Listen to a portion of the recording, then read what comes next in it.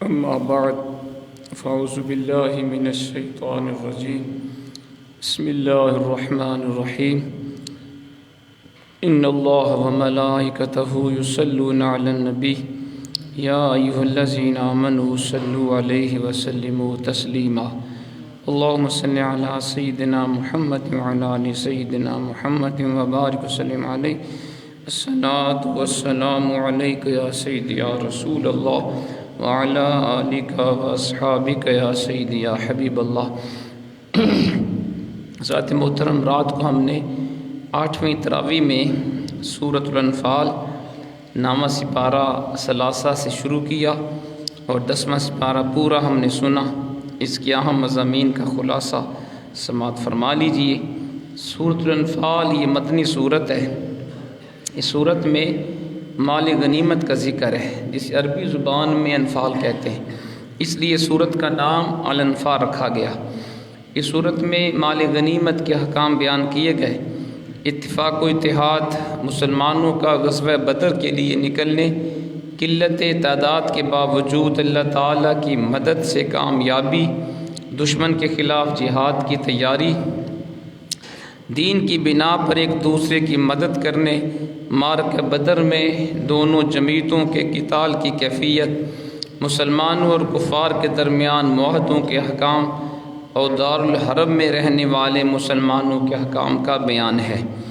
انفال مطلقاً مال غنیمت کو بھی کہتے ہیں، اور کسی مجاہد کو غیر معمولی کارکردگی کی وجہ سے دوسرے مجاہدین کے مقابلے میں کچھ زیادہ مال دیا جائے، اسے بھی انفال کہتے ہیں۔ اور انفال اللہ اور اس کے رسول کے حکم کے تابع ہے، جس کو جتنا چاہیں عطا کرتے ہیں۔ آیت نمبر 2 سے کامل مومنوں کی صفات کو بیان کیا گیا۔ وہ اللہ سے ڈرتے ہیں، آیات الہی سن کے ان کے ایمان اور مضبوط ہوتے ہیں، وہ اپنے رب کے اوپر توکل کرتے ہیں، نماز قائم کرتے ہیں، زکوٰۃ دیتے ہیں، اور یہ سچے اور پکے مومن ہیں۔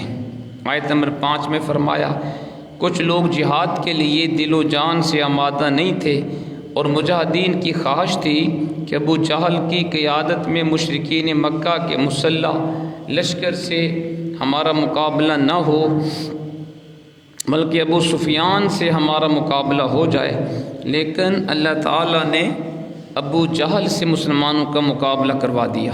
آیت نمبر 9 تا 24 میں فرمایا کہ اللہ نے بدر کے میدان میں مجاہدین کے اطمینان قلب کے لیے اور فتح کی بشارت کے طور پہ رب نے فرشتے مدد کے لیے بھیج دیے۔ میدان بدر میں سخت زمین اور پانی کے چشمے کفار کے پاس تھے، اور نرم زمین جس پہ چلنا مشکل تھا مسلمانوں کے پاس تھی۔ پانی کی بھی قلت تھی، جس کی وجہ سے مسلمانوں کے دلوں میں طرح طرح کے توہمات پیدا ہونے لگے۔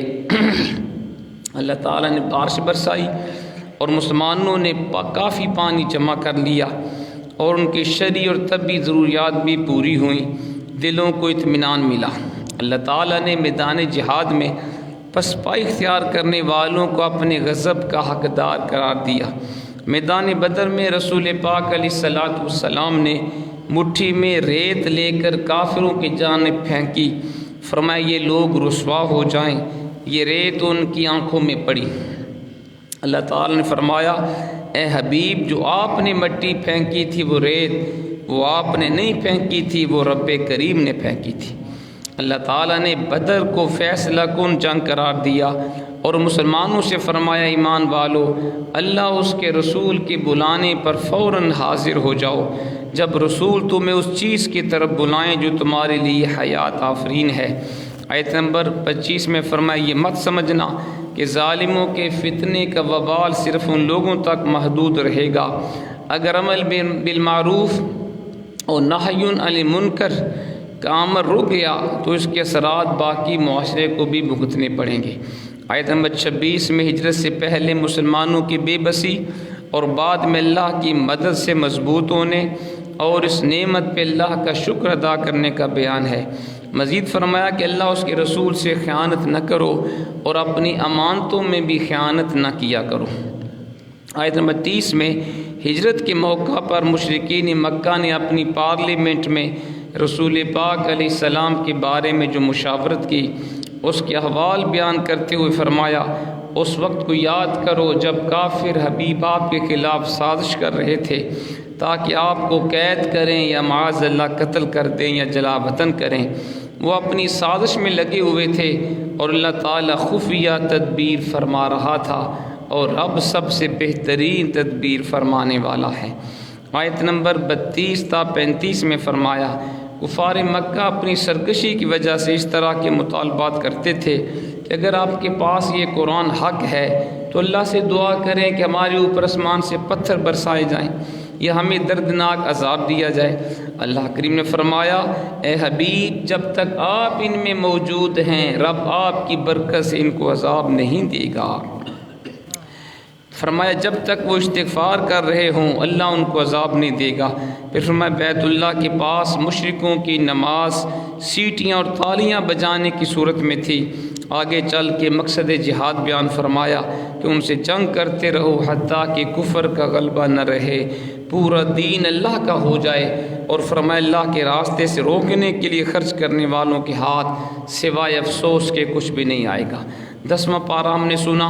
اس پارے کے شروع میں کفار پر غلبے کی صورت میں حاصل شدہ مال غنیمت کا حکم بیان کیا گیا کہ مال غنیمت جو جنگ میں فتح کی صورت میں مسلمانوں کو ملتا ہے، اللہ نے فرمایا اس کے 5 حصے کیے جائیں، 4 حصے مجاہدین میں تقسیم کر دیے جائیں، اور 5واں حصہ اللہ اس کا رسول اور حضور کے قرابت داروں، یتیموں، مسکینوں، مسافروں کے لیے ہے۔ یہ اللہ کے رسول کی ثوابدید پر ہے 5واں حصہ، جیسے حضور چاہیں اسے تقسیم فرما دیں۔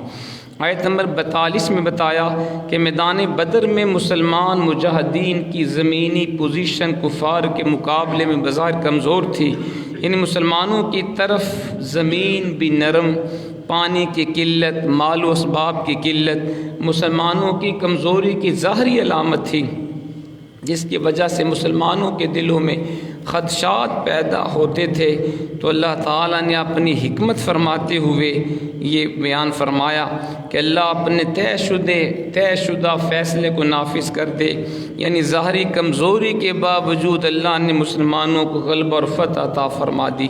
آیت نمبر 45 میں اس مضمون کو اس طرح بیان کیا کہ مسلمان اور کفار دونوں پر نیند طاری کر دی گئی۔ جنگ بدر کی بات ہو رہی ہے، اور کفار مسلمانوں کو خواب میں کم تعداد میں دکھائے گئے تاکہ مسلمانوں کی ہمت بندی رہے، وہ ثابت قدم رہیں۔ اسی طرح کفار کو بھی خواب میں مسلمان کم تعداد میں دکھائے گئے تاکہ وہ کم ہمتی میں مبتلا ہو کے میدان جنگ چھوڑ کے بھاگ نہ جائیں، کیونکہ اللہ کی مشیت یہ تھی کہ بدر میں حق و باطل کا معرکہ برپا ہو اور حق غالب آ جائے۔ مزید بتایا کہ جنگ میں کفر کے مقابل ثابت قدم رہو، اللہ کا ذکر کرتے رہو، آپس میں جھگڑا نہ کرو ورنہ تم بزدل ہو جاؤ گے، تمہاری ہوا اکھڑ جائے گی، اور کافروں کی طرح اپنی طاقت پہ غرور نہ کرو اور دکھاوا بھی نہ کرو۔ مزید بتایا کہ شیطان کافروں کو فتح کی بشارت دیتا رہا اور اپنی حمایت کا یقین دلاتا رہا، لیکن حق و باطل کے مقابلے میں وہ الٹے پاؤں بھاگا۔ آیت نمبر 48 میں منافقین کے اس حاسدانہ قول کا ذکر فرمایا کہ جب مسلمانوں کی ہمت اور جرت کو دیکھا تو کہنے لگے کہ ان مسلمانوں کو ان کے دین نے مغرور کر دیا ہے۔ آیت نمبر 53 میں قانون قدرت کا ایک اصول بیان کیا، جسے علامہ اقبال نے اپنے کلام میں یوں بیان کیا: خدا نے آج تک اس قوم کی حالت نہیں بدلی، نہ ہو جس کو خیال آپ اپنی حالت کے بدلنے کا۔ آیت نمبر 54 میں فرمایا آل فرعون اور پچھلی امتیں آیات الہی کو جھٹلانے کے جرم میں ہلاک کر دی گئیں۔ آیت نمبر 56 تا 58 میں یہودی قبائل کی عہد شکنی اور دوبارہ ان کی طرف سے خیانت کی صورت میں صلح کے معاہدے کو ختم کرنے کا ذکر ہے۔ آیت نمبر 60 میں فرمایا دشمن کے مقابلے میں اپنی دستیاب قوت اور اسباب کے ساتھ تیار رہو اور ہائی الرٹ رہو، اس کے ذریعے تم اللہ کے دشمنوں اور اپنے دشمنوں کو ڈرا سکو گے۔ آگے چل کر بتایا اگر دشمن صلح پر آمادہ ہو تو تم بھی صلح کے لیے آمادہ ہو جاؤ اور اللہ پر توکل کرو، اگر ان کی نیت دھوکہ دینے کی ہے تو تمہارے لیے اللہ کافی ہے۔ آیت نمبر 63 میں فرمایا اللہ نے اپنے کرم سے تمہارے دلوں کو جوڑ دیا، اگر تم زمین کے سارے خزانے بھی خرچ کر دو تو یہ آپس میں باہمی الفت کو تم پیدا نہیں کر سکتے۔ فرمایا نبی اللہ آپ کو کافی ہے اور آپ کے تابع فرمان مومنوں کی جماعت کافی ہے۔ آیت نمبر 65 سے نبی پاک علیہ السلام کو حکم ہوا کہ مومنوں کو جہاد کے اوپر شوق دلائیے، اللہ تعالیٰ تمہیں اپنے سے 10 گنا تعداد میں مشتمل کافروں پر فتح عطا فرمائے گا۔ پھر بعد میں مسلمانوں میں کمزوری آئی تو فرمایا اللہ تمہیں دشمنوں کی دگنی تعداد پر فتح دے گا۔ ابتدائی اسلام میں جنگی قیدیوں کے حکام نہیں آئے تھے، رسول اللہ علیہ السلام نے صحابہ کرام کے مشورے سے جنگی قیدیوں کو چھوڑنے کا فیصلہ کیا۔ جنگ بدر کی بات ہو رہی ہے۔ قرآن نے اس مرحلے پر اس فیصلے کو پسندیدہ تو قرار نہیں دیا، لیکن مسلمانوں کی خطا اجتہادی پر مواخذہ بھی نہیں کیا۔ آیت نمبر 72 سے بتایا کہ جان و مال سے اللہ کی راہ میں جہاد کرنے والے مومنین، مہاجرین اور انصار صحابہ کرام ایک دوسرے کے دوست ہیں، اور آگے چل کے فرمایا یہی سچے پکے مومن ہیں، ان کے لیے بخشش ہے، عزت والی روزی ہے۔ اسی طرح کفار بھی ایک دوسرے کے دوست ہیں، ہجرت سے پہلے اور بعد کے مسلمان ہونے والوں کے حقوق درجات میں فرق کے باوجود یکساں ہیں۔ سورۃ توبہ ہم نے سنی، سورہ انفال اور سورۃ توبہ کے مضامین چونکہ باہم مربوط ہیں، ملے ہوئے ہیں، اس لیے دونوں صورتوں کے درمیان فاصلے کے لیے بسم اللہ شریف نہیں لکھی جاتی۔ اس صورت میں مشرکین سے سابقہ معاہدات منسوخ کر کے برات کا اعلان کیا گیا، اس لیے سورت کو البرات بھی کہتے ہیں۔ سورۃ توبہ میں مشرکین کا داخلہ مسجد حرام میں بند اور مناسک حج ادا کرنے سے ان کو روک دیا گیا۔ مشرکین سے حالت جنگ کا اعلان ہے، جبکہ اہل کتاب سے جزیہ ادا کرنے کا مطالبہ کیا گیا اور ان کے احبار و رہبان کے باطل عقائد و نظریات کا رد کیا گیا۔ حرمت کے مہینوں کے احکام، جہاد کی ترغیب، انفاق فی سبیل اللہ کی ترغیب، مسجد درار بنانے والوں کی مذمت، دیہاتیوں میں سے نیک اور بد لوگوں کا ذکر، بغیر عذر کے غزوہ تبوک میں شرکت نہ کرنے والوں کی ندامت اور تنگی کے بعد توبہ کی قبولیت کا بیان، زکوٰۃ کی مشروعیت اور فضیلت علم کا بیان فرمایا گیا۔ اس صورت کی پہلی آیت میں مشرکین عرب سے برات کا اعلان کرتے ہوئے انہیں مسلمانوں سے فیصلہ کن جنگ کرنے یا اسلام قبول کرنے کے لیے 4 مہینے کا ٹائم دیا گیا، اور یہ بھی فرمایا جن کفار کے ساتھ مسلمانوں کا پہلے سے کوئی معاہدہ ہے اور انہوں نے مسلمانوں کے خلاف کسی دشمن کی مدد نہیں کی تو مقررہ مدت تک مسلمان یک طرفہ معاہدے کو نہ توڑیں۔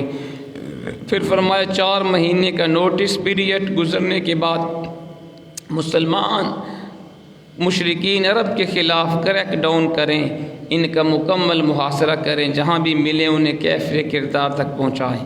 آیت نمبر 6 میں فرمایا اگر کوئی مشرک قرآن کے پیغام کو سمجھنے کے لیے اور حق کی تلاش میں حبیب آپ کے پاس آئے، اسے موقع دیں اور اس کی حفاظت کا ذمہ بھی لیں۔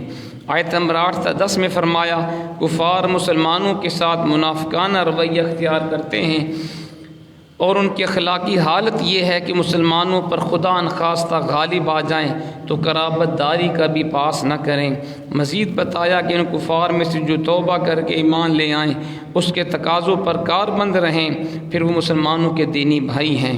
آیت نمبر 12 میں فرمایا جو کفار عہد کر کے اپنی قسموں کو توڑ دیں تو پھر وہ کسی روح رعایت کے مستحق نہیں، وہ پہلے بھی رسول اللہ کے ساتھ اس طرح کی عہد شکنیاں کرتے رہے ہیں۔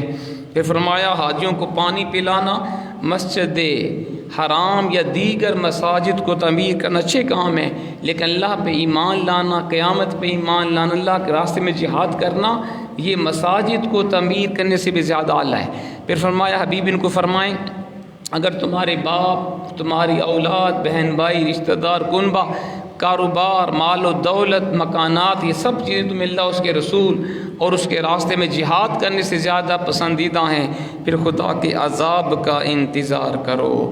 آیت نمبر 29 میں اہل کتاب کو جزیہ دینے کا حکم دیا گیا، اور جزیہ نہ دینے کی صورت میں فرمایا جنگ کے لیے تیار ہو جاؤ۔ پھر بتایا کہ یہود حضرت عزیر کو خدا کا بیٹا کہتے تھے، اور عیسائی حضرت عیسیٰ علیہ السلام کو خدا کا بیٹا کہتے تھے، حالانکہ یہ سب غلط باتیں ہیں۔ پھر اللہ نے سفر ہجرت کے موقع پہ غار ثور میں حضرت ابوبکر صدیق کی شان کو بیان کیا کہ حضور کے ساتھ ابوبکر صدیق غار ثور میں تھے، اور جب آپ نے کفار کو دیکھا پریشان ہوئے تو رسول پاک نے فرمایا لا تحزن ان اللہ معنا، ابو بکر پریشان نہ ہونا، رب ہمارے ساتھ ہے، یہ کفار ہمارا بال بھی بیکا نہیں کر سکتے۔ اس کا بھی ذکر فرمایا گیا۔ اسی طرح اللہ کریم نے اسی 10ویں پارے کے اندر مصارف زکوٰۃ کو بیان کیا گیا کہ زکوٰۃ کن کو دینا جائز ہے، فقراء، مساکین، عاملین زکوٰۃ، نو مسلم، غلام آزاد کرنے میں، مقروض کو، مسافر کو، اور فی سبیل اللہ، یعنی دینی مدار جہاں پہ طلباء کو شب و روز قرآن و سنت کی تعلیم دی جائے فری آف کاسٹ، وہ دینی مدارس بھی زکوٰۃ صدقہ فطر کے مستحق ہیں۔ ان میں سے جس کو بھی زکوٰۃ صدقہ فطر دیں گے ادا ہو جائے گی۔ پھر یہاں پہ یہ بتایا گیا اے حبیب اگر آپ ان کفار مشرکین کے لیے آپ اگر دعا بھی فرمائیں گے بخشش کی، اللہ ان کو نہیں بخشے گا، کیونکہ یہ آپ کے گستاخ ہیں، تو گستاخ رسول کی توبہ بھی نہیں۔ پھر اللہ نے 10ویں پارے کے آخر میں بتایا حبیب ان منافقین کا جنازہ بھی آپ نے نہیں پڑھانا، ان کی قبر کے اوپر بھی کھڑے ہو کے آپ نے دعا نہیں کرنی، کیونکہ جو آپ کا بے ادب گستاخ ہے وہ قابل معافی ہے ہی نہیں، اللہ نے اس کو بخشنا ہی نہیں ہے، لہذا منافقین کے جنازہ میں بھی شامل نہ ہوں، ان کی قبر پہ بھی کھڑے نہ، ان کی بخشش کی دعا بھی نہ کریں۔ اللہ تعالی ہمیں قرآن و سنت کو پڑھنے سمجھنے